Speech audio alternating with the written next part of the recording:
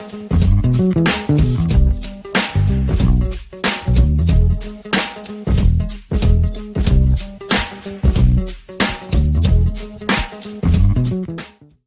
be continued.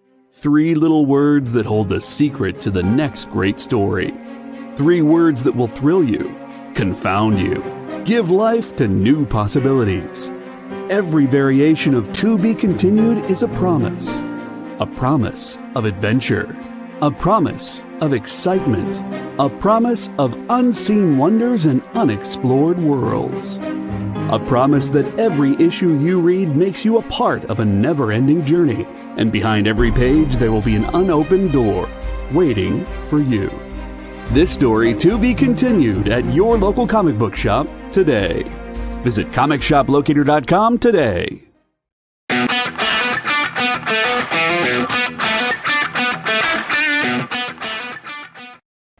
Hi everybody, it's Miss Jen, and it's time for Talking Shop. We've got a really special guest today.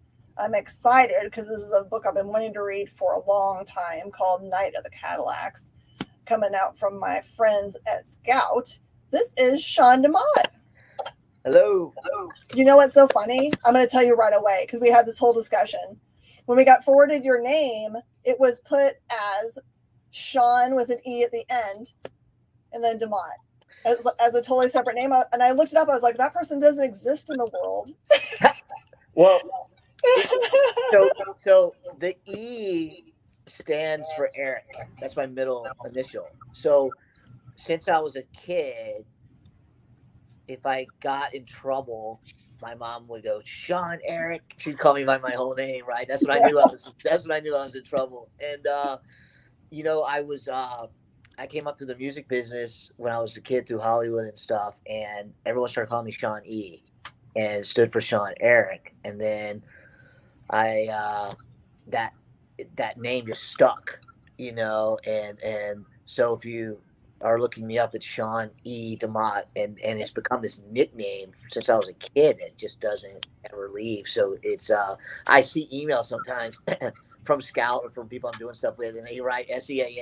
Like, no, that's not how you do it. And I don't have the energy to say, hey, you're not right. I just let it go, and I just kind of go with it, even though it doesn't. Oh wait, now I have to look. I'm like, did they put it that way in the book? That would be fun. No, I think. Well, can you look and make sure? Because I'm not sure. I'm gonna look.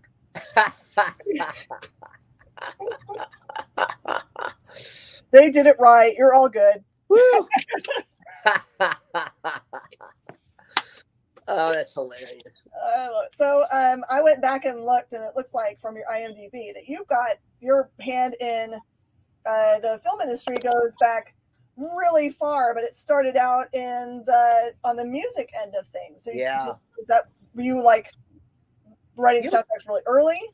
Well, I don't want to bore you too bad, but yeah, I mean, I was playing the Whiskey and the Roxy and stuff when I was a kid. I was probably 18,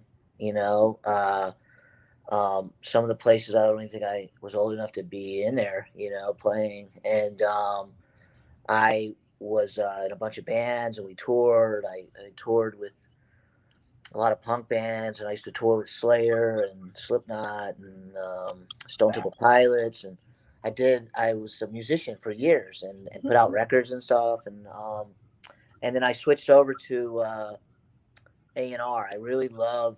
I loved finding stuff new. Like, I loved, hey, there's this band called Korn, and there's only 10 people there, but I think they're pretty good, and let me make a phone call, and yeah. I have a million of those stories. We used to play with Sublime at skate parks and stuff, and no one could really attract more than 20 people, so I really liked the energy of running into musicians that were like, dude, check out my demo, or do you know anybody that Capitol Records, like that whole thing. And I ended up doing that professionally. I was an A&R guy for years at multiple labels. I was at Universal, and then somewhere I had a real job in the music business, and I get this phone call, and it was to be a consultant on this movie called Repo, the Genetic Opera, which is a musical. And that's an awesome movie. Yeah, so like I was like, "What is it?" And they were like, "Come over to this studio and meet." So there's a guy who's a really famous star in Japan named Yoshi Japan. Like he had some stake in the movie and was involved, and they were using his. He bought this giant studio where Metallica did the Black Album. He like bought it, and so I go over there. His assistant calls me and goes, "Hey, he wants you to be involved because he wants to make sure it's like cool." And I'm like, "Huh, okay, okay." So I show up over there, and I'm sitting in this conference room with Darren Bousman. He had just done Saw 2 and 3. And then Terrence Zadunik was the creator. He was there. And then there was a bunch of people from Lionsgate, and they were like, "Hey,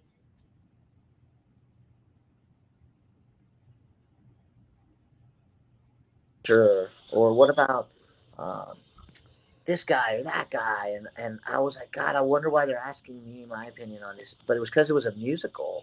So all these actors had to sing. So I was like, huh. And they were like, what about Dennis Hopper? And I was like, that could be kind of cool. And I remember just being in those meetings. I was like, this is kind of neat, and I think this is maybe a little more interesting than my music business job. And it was such a fun kind of experience. And then I was like, well, I don't know how I can help. Like, what can I do to help? And they were like, well, there's 55 pieces of music. So can you bring a bunch of like recognizable artists to play on across all this movie? And feel free we can shamelessly name drop for marketing too, all these people.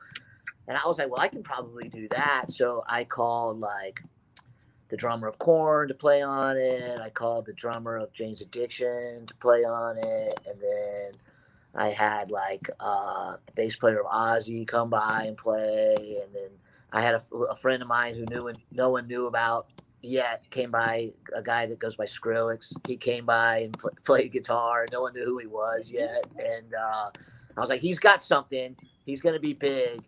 My friend Sonny, we should have him come play guitar. And they're like, all right. And then like 2 years later, he turns into Skrillex, and everyone's like, oh, that was that kid that came by and played on our thing. And I'm like, yeah, that was him. So I just I've had the drummer of Black Sabbath come play on. I just loaded it I just opened my Rolodex. And then that was kind of my first experience in being involved in a movie at all. And then I got a call from Darren Bousman a couple of years later, and he was like, dude, you should produce this movie called The Devil's Carnival. And I was like, I don't think I know how that works. I don't even know what that means. And he was like, dude, you put stuff together. You're a hustler. You make stuff happen. You could do it. And I was like, I don't even know. I guess maybe, And then next thing you know, 6 months later, I'm on set with him, and I'm producing Devil's Carnival, and it's just chaos, and everyone's asking me. I got Paul Sorvino and these guys from Sons of Anarchy and all these guys asking me a million questions, and I'm just like, oh, I think we do this. I don't know, maybe. And it worked out, and I think I've produced 15 movies now, and I just jumped in head first. If you can't do it right, do it anyway. And I just dove into it.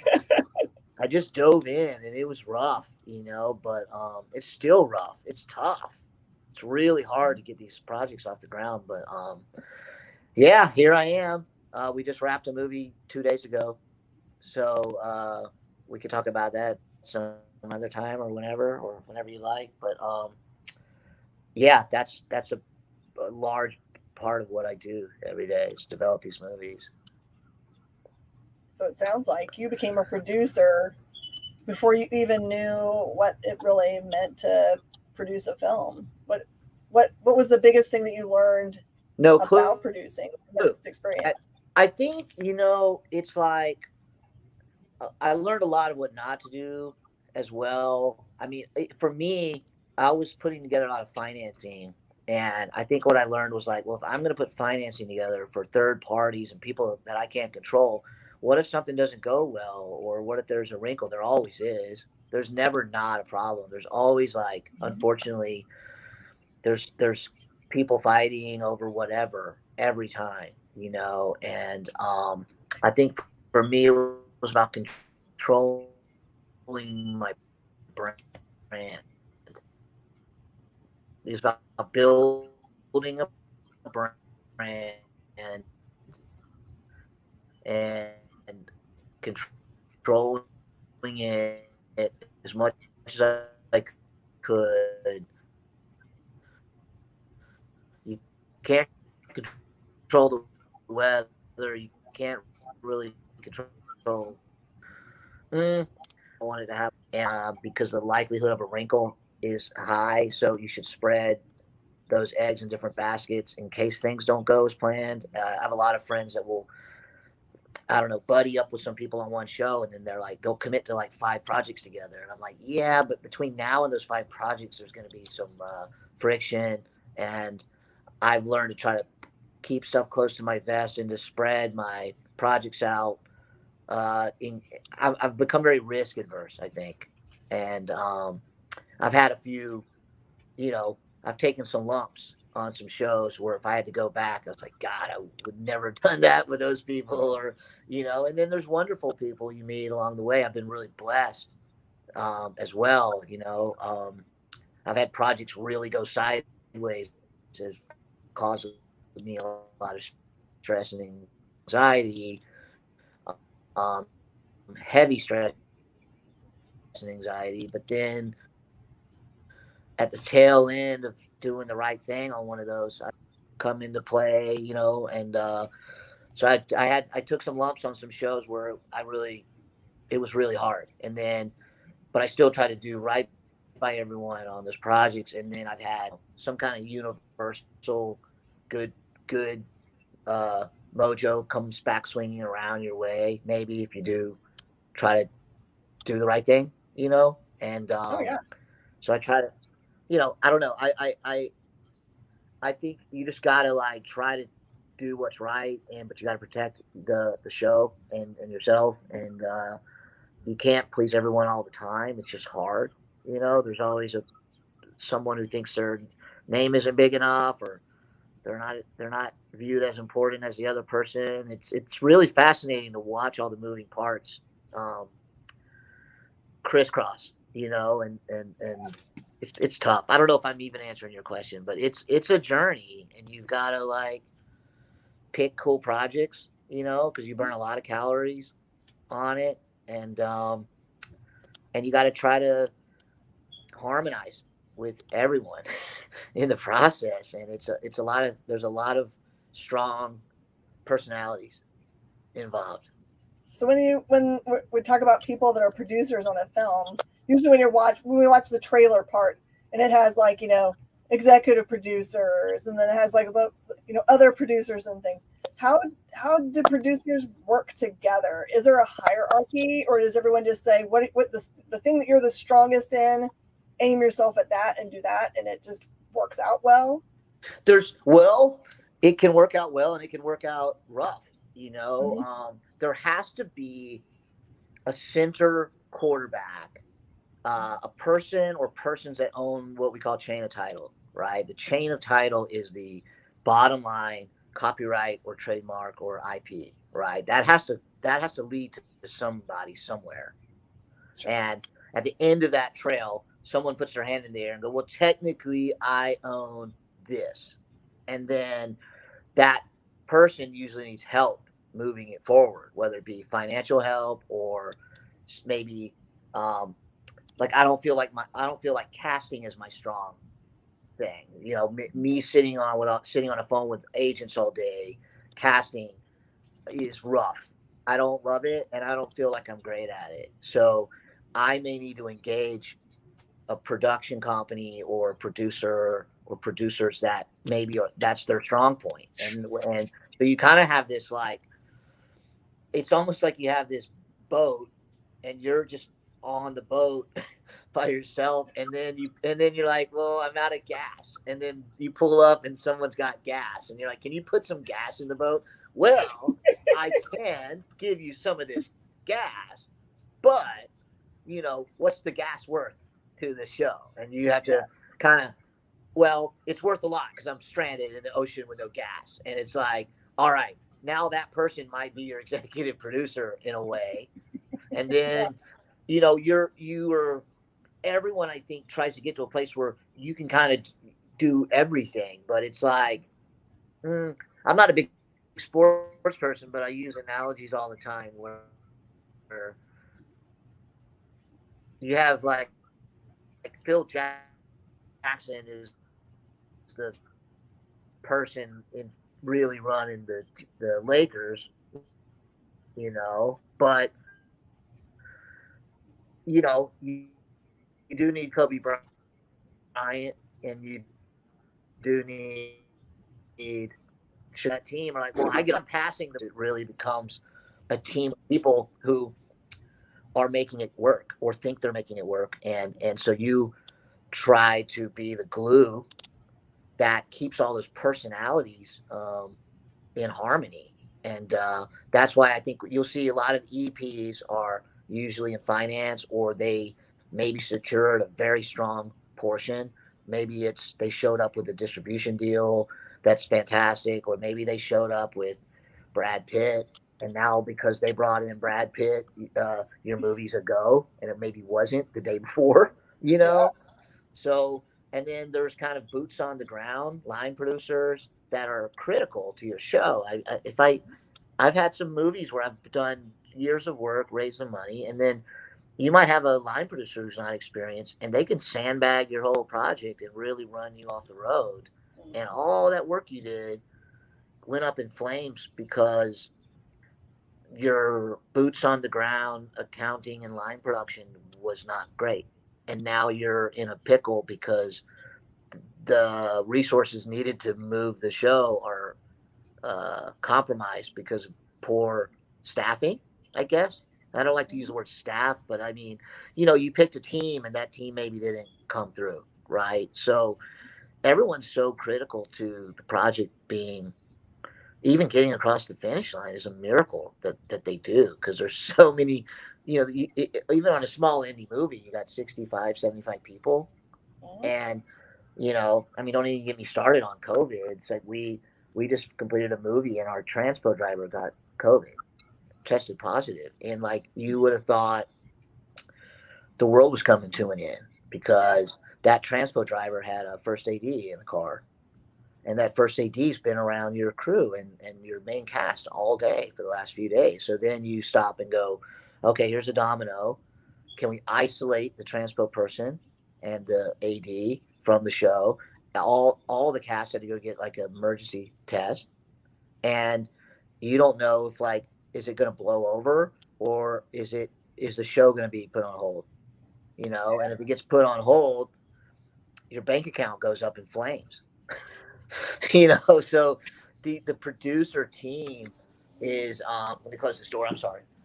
The producer team is just critical. So yeah, executive producers have their place, boots on the ground producers have their place, the creative producers have their place. Some are in a higher position than the others, and I guess it's a project by project analysis of who's doing what portion. What are they bringing to the project, I guess. And sometimes that's cut and clean, and sometimes there's pushback on, well, I am bringing this and it's worth X and I'm this important, and then you can agree or disagree. And it's very tricky to be. I'm being Who's wide the open. tiebreaker in butting of heads? Who's the person that comes in and like smooths that stuff over usually? I mean, if there's a butting of heads, there is a priority of who's like ultimately the lead in charge, and that's usually the person that controls the chain of title and controls the financing. There's usually there's documentation usually that states clearly who is truly a work for hire and brought in, and who is the production itself. And I guess you have a good point, because sometimes 3, 4, 5 people are listed as the partners, and that's when I think you hear about falling outs and lawsuits and push and pull, is usually when it's a little murky on who is actually in charge. And that's a really good question. You're asking very real, real day-to-day questions we encounter. So, y- look, there's projects where I can say, hey, I'll come work with you guys on this show, and I can be a work for hire, and I'll bring in these things, and we have a clear idea. And then there's projects where you go, this is really my show, and I want to bring a team around me, but I don't ever want to feel like someone's working for me. I just want to feel like people are working with me. Yeah. And you want to have the spirit of that, I think. And but there has to be, at the end of the day, someone has to be liable for uh, the project and the financial responsibility and the outcome. And then the actors want to know that they worked really hard, and the agents call, and what's going to happen with our movie, and when's it coming out, and my client worked very hard on this movie, and they just, every call comes in, and you have to manage all those expectations. It's I don't think I answered your question at all, but anyway. Oh, I mean, it's kind of what I had suspected for a long time, kind of just like from like, I mean, everybody now sits through all the end credits, right? Because that's what, there's no telling if there's going to be something special at the end of them. So more than ever, Yeah. people have sat through those giant long lists of people that work on film. So I think more than ever, the questions are like, all of these people have very important roles. Who's in charge of what, and how does it happen? So you're answering it very well. That it Okay. sometimes depends. Right. Yeah. It's never the same. I mean, I think if you have a powerhouse company like, say, a Blumhouse, I think it's not a secret that Jason Blum's probably the boss of everything at all times. If I were to guess, but he still probably is on the phone with Universal, and they're saying, hey, we think this, that, and the other thing. And I don't know. I think there's always a person somewhere that's you owe a phone call to, or even if it's out of common courtesy and respect, even if it's not contractual, you kind of, if people are putting their time and money and energy into something, I think, have a courtesy to communicate with them, good or bad, and I think even, I think on multiple tiers. I think it's above the line. I think it's below the line. I think it's with the distribution. I just, people are putting their life into something, and you need to have a open line of communication, I think, with everybody. Oh, yeah. So it's clear that you're a very creative person, and you have been for a long time, coming out of music, and then now producing and doing lots of cool film projects. We're here to talk about comics a little bit, although Yeah. I love the other stuff. I see that is Hot Valley Days and Cocaine Nights the first foray into comic books for you? It is. It is, and it's so funny. I'm not a comic book aficionado, so I don't want to ever look like a poser or a tourist zigzagging through the comic book industry. Oh, he's a movie producer just popping by. I mean, it's so funny. When my mom passed away, she saved all my stuff from when I was a kid, and my brother sent me all these boxes of stuff that she had saved. I didn't realize she had organized and saved my stuff that way, and they were all up in the attic. And it's like saved everything. It's really wild. And so I started digging through those boxes, and there's all my old comic books from like 5th grade. I have them, and she saved all of them. It's so wild. And I have them at my house now, and some of them say 10 cents, 15 cents, you know, and I saw some the other day. I was like, wow, those are my Avengers comic books from like 6th grade, and I'm so stoked I have them. I can read them right now. It's really wild. And so I was into them when I was a kid for a few years. And I think I bought a guitar, and then I shifted everything into that, and I, this story of Hot Valley Days, I met those people when I was a kid in the valley, and there were these crazy drug dealers and Colombians, and it was, I would be sleeping on this couch of this lady that let me live in her living room when I was a kid, and like these huge rock stars would be like in my living room, like I would be on my couch at 2 a.m, and all these like big 80s glam rock stars would be like standing in my kitchen. And I would just be like, that's Yngwie Malmsteen on my couch playing my fucking guitar right now. And, and, and some dudes from the Ozzy Osbourne band and all these guys were just like in and out of my pad. And it was like they were like, there was all these drug deals going on. And I kept in, everyone got arrested and went to jail for a long time. And then the one lady that I stayed close with, who took me in, she, I kept in touch with her. And then years and years and years later, I went to visit her out in Vegas. I said, do you know that story is completely insane? And she's like, yeah, it's pretty wild. I go, no. You hitchhiked from 15 years old from Ohio to LA at 15 and became like this giant cartel dealer in the middle of Harlem. I go, it's bananas. And she's like, yeah, I guess so. I'm like, no. It's absolutely insane. I want the rights to it, and I'm going to do something with it. And I had gone out to Malibu to meet with some publishers about Night of the Cadillacs. And I walked in with all my stuff. I had like custom boxes and hoodies and shirts. I had all these prototypes. And I met with them, and they were like, we had a meeting, and it was cool, but it wasn't lightning in a bottle. I didn't feel like there was a connection there. Okay. And I was like, super great to meet you guys. I'm going to get going. And one of the guys walked me to the elevator. And I was like, hey, man, like, what are you looking for? Like, I hit the button on the elevator, and like, I go, 15-year-old girl hitchhikes to Ohio, from Ohio to LA, becomes giant coke dealer in the Harlem house. They go, oh my God, is that real? Totally real. And I have the rights. And they're like, call us in an hour, and that's, I swear to God, like that really happened just like that.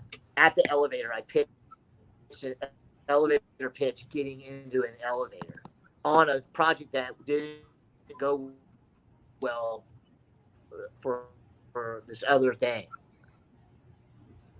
That's crazy, because you went in with all of the fancy stuff for something else.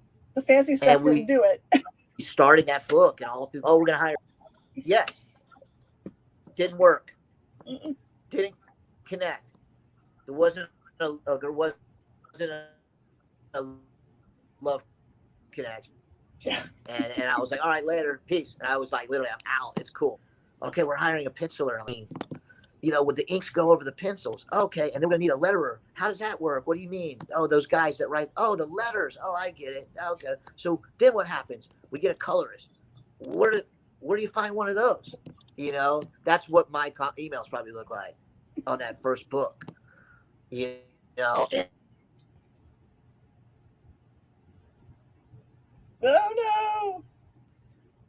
It's gone black. Hopefully we'll see Sean come back. Sean,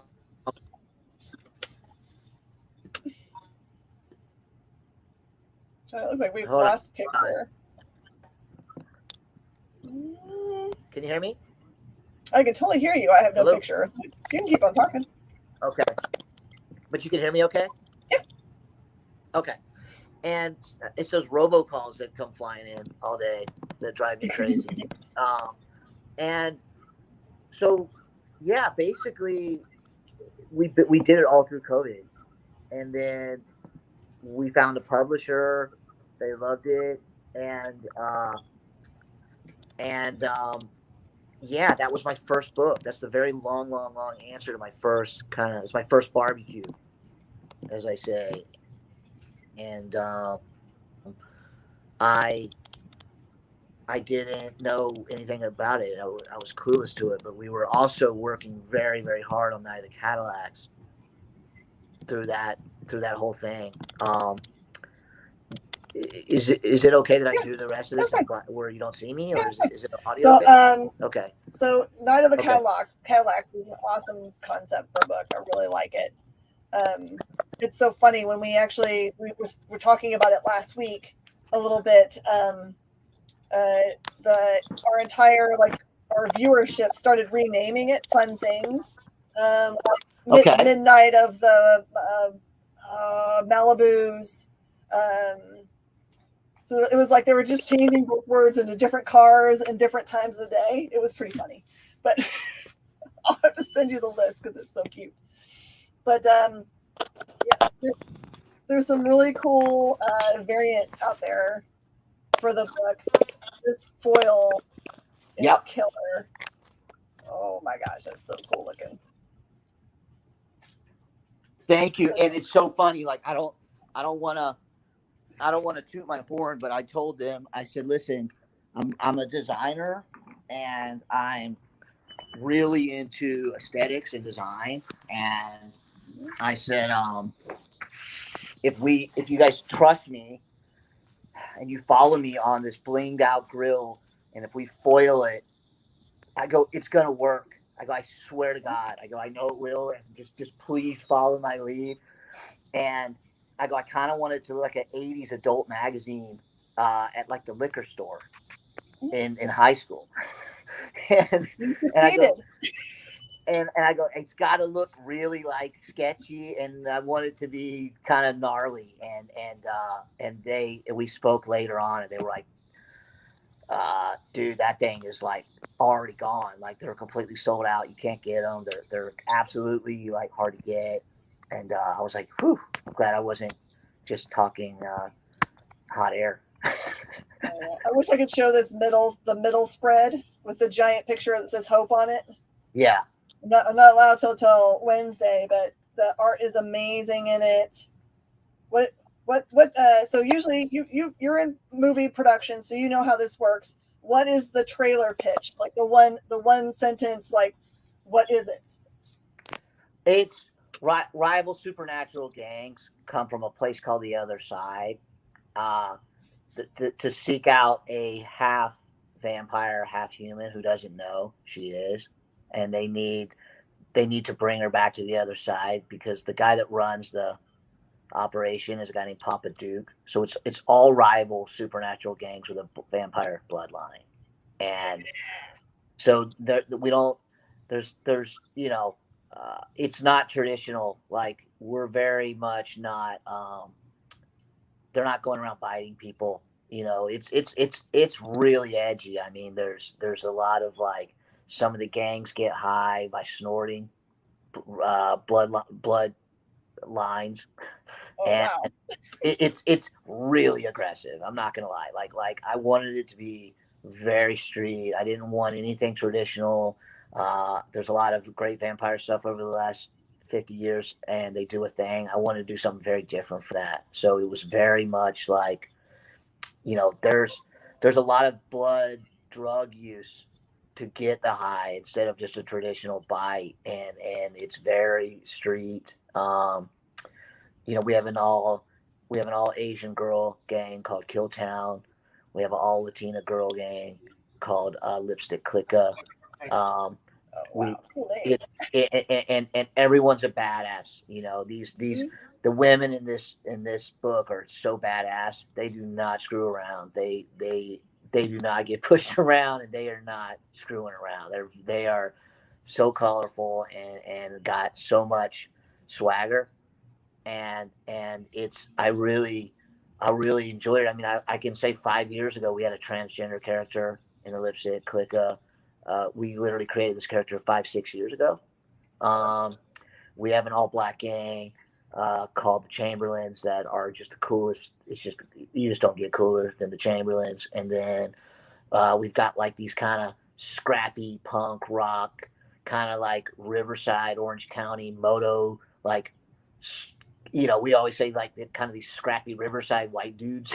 That's kind of like our, and they're called the Stitches, you know, because like if you went to a moto or punk show out there, you would go, oh, these guys right here. These are the guys. They're designed after those guys, that gang. You know, that's when I came up with that. And then we kind of have these dapper, slick kind of, it's kind of our nod to say the Runaways or Over the Edge or the Matt Dillon era movies. And I really wanted to have these kind of dapper, slick, good looking dudes called the Tall Jacks, and they all kind of have the tats on the face, and it's like, you know, a bunch of Machine Gun Kellys way before Machine Gun Kelly, you know. So they've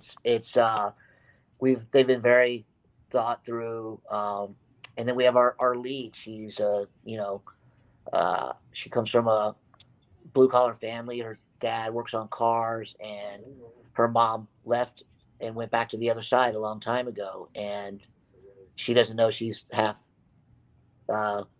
vampire. Ooh. So, well, I look forward very much to reading this for review for this week. I'd love to talk more about it, but I think we've totally run out of time. I'm in trouble right now, totally.